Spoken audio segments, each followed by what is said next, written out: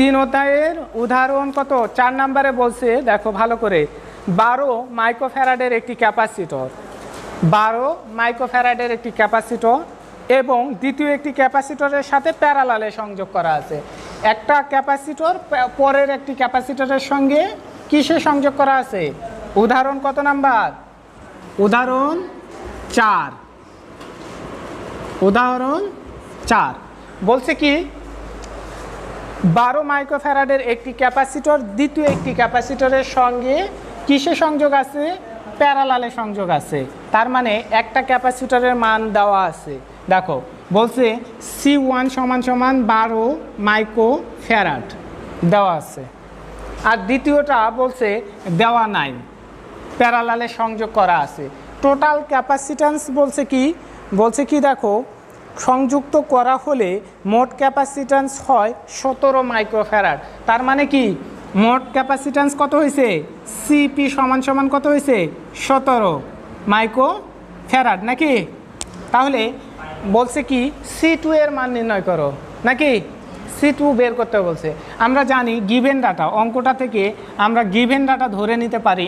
দেখো তো ডাইরেক্ট যদি বলি গিভেন ডাটা, নাকি ডাটা, গিভেন ডাটা কি, সিপি সমান সমান বলছে 17 মাইক্রোফ্যারাড, অর্থাৎ এর টোটাল ক্যাপাসিট্যান্স দেওয়া আছে 17 মাইক্রোফ্যারাড।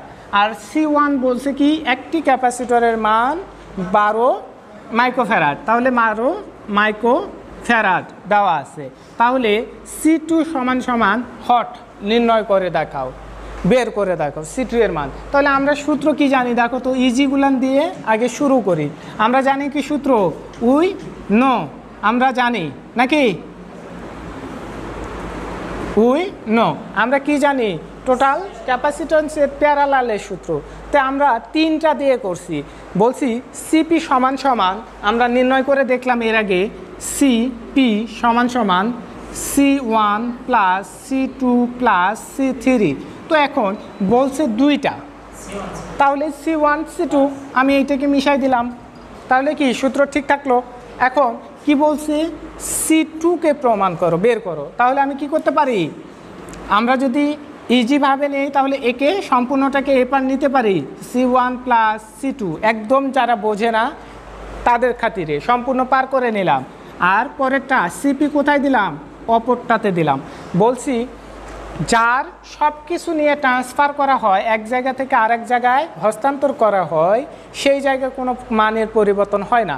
যখন একটাকে পরিবর্তন করা হয় তখন মানের পরিবর্তন হয়, মনে থাকবে। এখন আমি বের করব কি? C2 বের করব। তাহলে C2 যার কেউ নাই, সামনে প্লাস দেওয়া লাগে? দেওয়া লাগে না। তাহলে C2 রাখে দিলাম।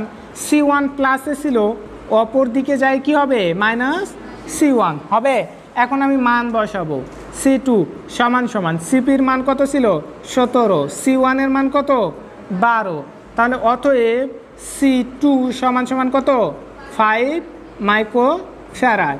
এইটাই অ্যান্সার না? এইটাই অ্যান্সার না? এখন যদি 3টা দিয়ে রাখে, বলছে 3টা প্যারালালে সংযোগ করা আছে, এইটারও মান দিয়ে দিছে। এইটা বোঝনি কেউ? আসো, সবাই বুঝছো? আচ্ছা, এখন যদি 3টা মান দিয়ে দেয়, বলছে ধরো যে 3টি ক্যাপাসিটর প্যারালালে সংযোগ করা আছে C1, অর্থাৎ একটির মান দেওয়া আছে 12, একটার মান দেওয়া আছে ধরি 15 মাইক্রোফ্যারাড, আরেকটার মান বলছে কি দেওয়া নাই, C3 সমান সমান হট।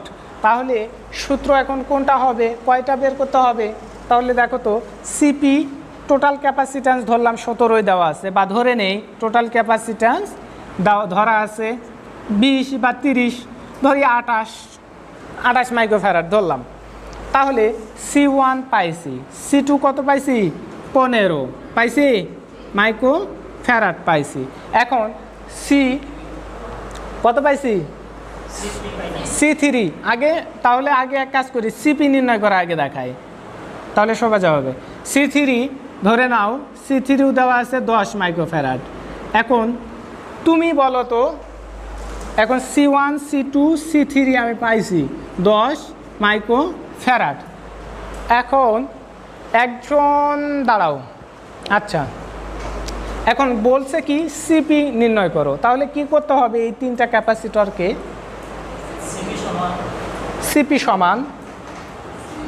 সিপি সমান বলো, এখানে লিখি সিপি সমান একবারে কত হবে? 37 হবে। কেন? সিপি সমান টোটাল আমি জানি C1 C2 C3, তাহলে মান বসাবো, মান বসে কি করব? যোগ করে দিব, তাহলে আমি সিপির মান পাবো কি না? পাবো। যদি এখন অনুরূপভাবে দুইটার মান দেয়, সিপির মানও দিছে, তাহলে আরেকটার মানও বের করা যাবে কি না? বের করা যাবে। যেখানে 4টা মানের জায়গায় এখন মোটকে সিপি C1 C2 C3 যে কোনো 3টা মান দেওয়া থাকলে একটা বের করা যাবে কি না? যাবে। আমাদের তাহলে কি করতে হবে? এই ধরনের অঙ্ক যদি কোথাও আসে 3টা দিয়ে থাক, 1টা দিয়ে থাক, 4টা দিয়ে থাক, নাকি আমরা পারবো কি না? যেমন পরের ইয়াতে আলাদাভাবে বলছে, উদাহরণ 6-এ দেখো, আজকে শুধুমাত্র ইজিগুলান করানো হয়। দেখো আগে উদাহরণ 6, আরেকটা অঙ্ক দেখো, উদাহরণ কত? 6। উদাহরণ 6 কি বলছে দেখো, উদাহরণ 6 বলছে যে 2 মাইক্রোফ্যারাড, 4 মাইক্রোফ্যারাড এবং 6 মাইক্রোফ্যারাডের 3টি ক্যাপাসিটর 220 ভোল্ট সরবরাহের আড়াআড়িতে সংযোগ করা হয়েছে। কত আড়াআড়িতে? 220 ভোল্ট। নির্ণয় করতে সমতুল্য ক্যাপাসিট্যান্স। কি নির্ণয় করতে বলছে? সমতুল্য ক্যাপাসিট্যান্স নির্ণয় করতে বলছে। প্রতিটি ক্যাপাসিটরের চার্জ নির্ণয় করতে বলছে। অর্থাৎ এখন দেখো তো, এইটাই যদি বলে থাকে 3টা ক্যাপাসিটর, কয়টি ক্যাপাসিটর? 3টা ক্যাপাসিটর। কত কত ক্যাপাসিটর? একটা হলো 2 মাইক্রোফ্যারাডের ক্যাপাসিটর, 4 মাইক্রোফ্যারাডের ক্যাপাসিটর, 6 মাইক্রোফ্যারাডের ক্যাপাসিটর। হয়েছে? বলছে 220 ভোল্ট সাপ্লাই দেওয়া হয়েছে। এখন নির্ণয় করো যে টোটাল ক্যাপাসিট্যান্স নির্ণয় করো, সমতুল্য ক্যাপাসিট্যান্স নির্ণয় করো এবং কুলম্ব বা চার্জ, প্রতিটার চার্জ নির্ণয় করতে বলছে। তার মানে কে আছে দেখো তো, এর Q1 আছে কি না, এতে Q2 আছে কি না, Q3 আছে কি না? আছে, আছে। ভোল্টেজ সবগুলার ভোল্টেজ একই ভোল্টেজ, প্যারালালে ভোল্টেজ সমান, তাহলে আমরা গিভেন ডাটা বের করে নিব কি না? আচ্ছা, আমরা যদি গিভেন ডাটা বের করে নেই, অর্থাৎ দেওয়া আছে গিভেন ডাটা, তাহলে C1 সমান সমান কত? 2 মাইক্রোফ্যারাড, নাকি? C2 সমান সমান 4 মাইক্রোফ্যারাড, C3 সমান সমান 6 মাইক্রোফ্যারাড। সমতুল্য ক্যাপাসিট্যান্স বলতে বোঝানো হয়েছে টোটাল ক্যাপাসিট্যান্স। সমতুল্য যখন বলা হয়, তাহলে টোটাল ক্যাপাসিট্যান্স কত? সিপি সমান সমান হট বের করো। আর একটা কি বলছে? প্রতিটার কি বলছে? চার্জ, অর্থাৎ প্রতিটি ক্যাপাসিটরের চার্জ নির্ণয় করো। তাহলে চার্জ সমান সমান আমরা কি জানি? কিউ, নাকি? তাহলে Q1 সমান সমান হট, Q2 সমান সমান হট, Q3 সমান সমান হট। এখন আমার আগে সিপি নির্ণয় করতে হবে, তাহলে আমি ওই 1 নাম্বারে, এটা 1 নাম্বার দেওয়া ছিল, এখন একে কি বের করতে পারি? সিপি যদি নির্ণয় করি তাহলে কি জানি? সিপি সমান সমান C1 C2 C3। এখন মান বসাও, 2 সিপি সমান সমান 2 4 6, অতএব সিপি সমান সমান কত হবে? 4 6 10 12 মাইক্রোফ্যারাড। একটা অ্যান্সার পাইছি কি না? আচ্ছা, একটা অ্যান্সার পাইছি। পরে আর একটা অ্যান্সার যখন বের করব, কি বলছে দেখো, 2 নম্বরে বলছে ক্যাপাসিট্যান্স নির্ণয় করো, অর্থাৎ কি বলছে? চার্জ নির্ণয় করো, নাকি? ক্যাপাসিটরের চার্জ নির্ণয় করো। তাহলে ক্যাপাসিটরের যখন চার্জ নির্ণয় করতে বলছে, তখন আমি কি করতে পারি? আমরা জানি কিউ সমান সমান সিভি। আমরা কি জানি? কিউ সমান সমান, মূল সূত্র কি জানি দেখো তো? উই নো মানে কি? আমরা জানি কিউ সমান সমান সি বি, জানি কি না? তাহলে আমি Q1 সমান সমান কি পাবো? Q1 সমান সমান C1 ভি। C1 এর মান কত দেখো তো? 2 ভোল্টেজ কত 220 ভোল্ট হবে। তাহলে অতএব Q1 কত পাবো Q1 সমান সমান 440 কী পাবো এটা ভোল্ট হবে না কি হবে একক কি হবে চার্জের একক কী হয় বলো দিন ভোল্টেজ। আচ্ছা তাহলে পরে কি কয়টা বের করতে বলছে না সরি আমাদেরকে কি বলতে চার্জ নির্ণয় করো ক্যাপাসিটরের চার্জ। তাহলে সঞ্চিত চার্জ যখন নির্ণয় করতে হবে তখন কিসে নির্ণয় করবো এর একক কী হবে সিতে হবে না। আচ্ছা তাহলে কত প্রথমটা পাইছি চার্জ পাইছি হলো Q1 সমান সমান 440 এদের বেশি হয়েছে নাকি। আচ্ছা আমরা ফ্যারাডটাকে যদি মাইক্রো ফ্যারাডে রূপান্তর করে নেই অর্থাৎ ফ্যারাডটাকে কিসে রূপান্তর করে নিব মাইক্রো ফ্যারাডে। এখন ক্যালকুলেটর বের করো এটা সোজা নিয়ম। এখন ফ্যারাডটাকে মাইক্রো ফ্যারাডে রূপান্তর করে নিব।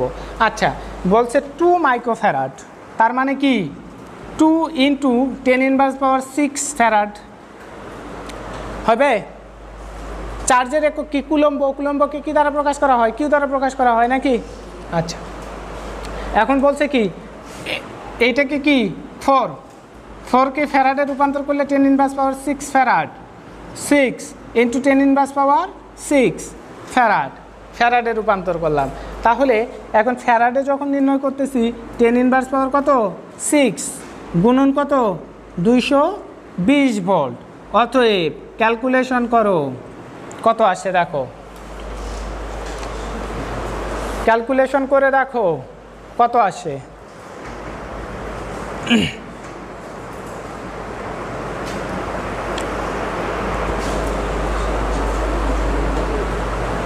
ক্যালকুলেটর যারা করতে পারো না তাদের জন্য দেখো তোমরা করবা কি যাদের এই যে সাদা নতুন ক্যালকুলেটর যারা কিনছো নাকি ES+ যেটা কিনছো ES+ তোমারটা এই 10 উঠাবো এই ক্যালকুলেটরের কততে বলো দিন যে এই যে তীর চিহ্ন যেটা দেওয়া আছে আমরা বলি এটা হলো ইনভার্স পাওয়ার উঠবে অর্থাৎ এর উপর মাইনাস এত পাওয়ার। আর তোমাদের যেটা আছে সেইটাতে কি করবা 4 × 4 এই কত বের হয়েছে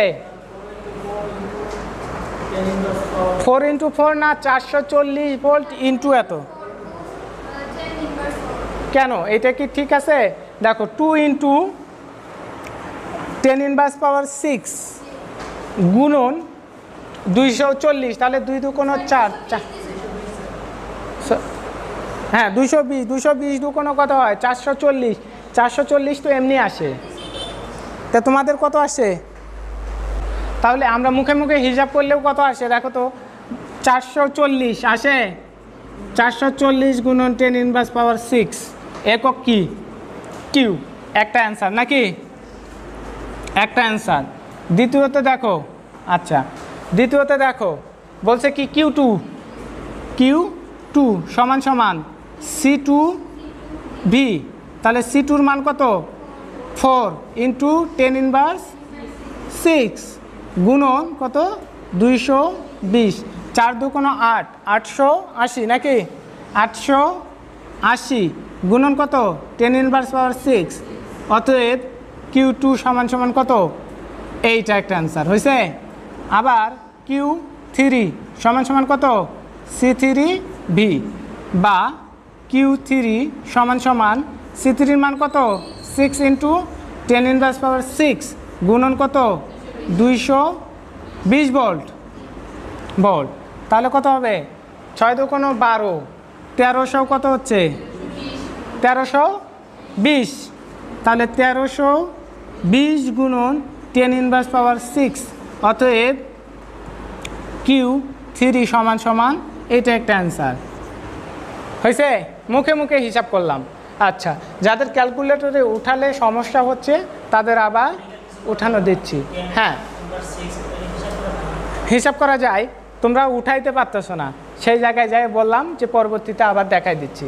আচ্ছা অঙ্কটা আগে বুঝছো কিনা মুখে হিসাব করে হইলেও সেটা আগে বলো কোথায়। আচ্ছা এখন বলা হয়েছিল কি মাইক্রো ফ্যারাড থেকে ফ্যারাডে রূপান্তর করব যখন তখন সেটাকে 10⁻⁶ দ্বারা গুণ করব।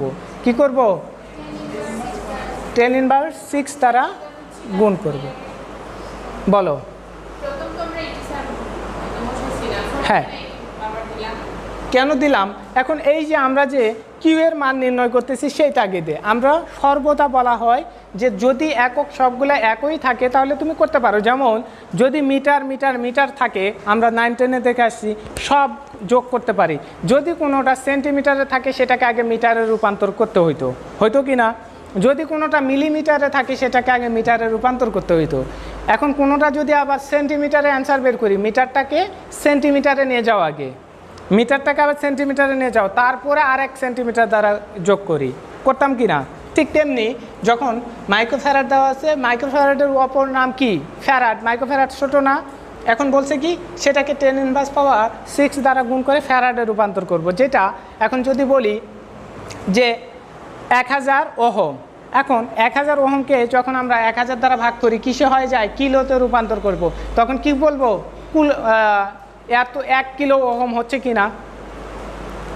1000 ওহম মানে 1 কিলো ওহম, কিলোতে রূপান্তর করলাম। সেই তাগিদে ঠিক তেমনি আমরা এটাকে কি করতেছি? ফ্যারাডে রূপান্তর করতেছি। মনে থাকবে?